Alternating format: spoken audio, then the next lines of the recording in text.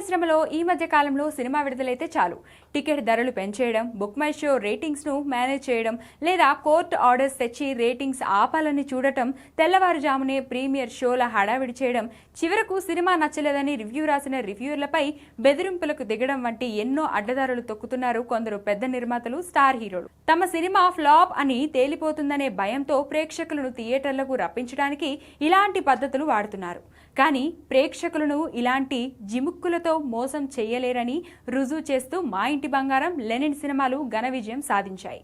సమంత ప్రధాన పాత్రలో నటించిన ఎమోషనల్ ఫ్యామిలీ యాక్షన్ డ్రామా మా ఇంటి బంగారం బాక్స్ ఆఫీస్ వద్ద సరికొత్త చరిత్ర సృష్టించింది. ఎలాంటి టికెట్ రేట్లు పెంపు లేకుండా నార్మల్ టికెట్ ధరతో కేవలం కంటెంట్ బలాన్ని నమ్ముకొని ఈ సినిమా ప్రేక్షకుల ముందుకు వచ్చింది. ఫలితంగా తెలుగు సినీ చరిత్రలోనే 100 కోట్ల క్లబ్లో చేరిన మొట్టమొదటి లేడీ ఓరియంటెడ్ సినిమాగా రికార్డు సృష్టించింది.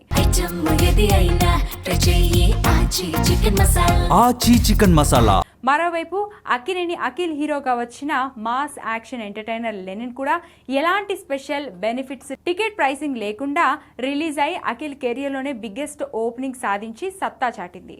నిజాయితీ గల కంటెంట్తో థియేటర్లోకి వచ్చిన ఈ 2 సినిమాలు సాధించిన విజయం ప్రమోషన్ల పేరుతో ప్రేక్షకులపై భారం వేసే స్టార్ హీరోలకు, కార్పొరేట్ ప్రొడక్షన్ హౌజులకు ఒక బలమైన చెంపపట్టు.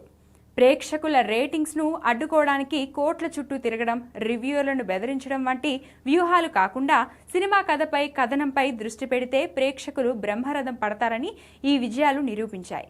ఇప్పటికైనా నిర్మాతలు, స్టార్స్ తమ పాత పద్ధతులను, అనవసరమైన వ్యూహాలను పక్కన పెట్టాలి. సినిమా విధిరాతను నిర్ణయించే అధికారాన్ని ప్రేక్షకుడికి వదిలేయాలి. ఎందుకంటే ప్రేక్షకుడు ఎప్పుడు సరైన నిర్ణయమే తీసుకుంటాడు. నిజమైన ప్రతిభను, మంచి సినిమాను ఎల్లప్పుడూ ఆదరిస్తారు.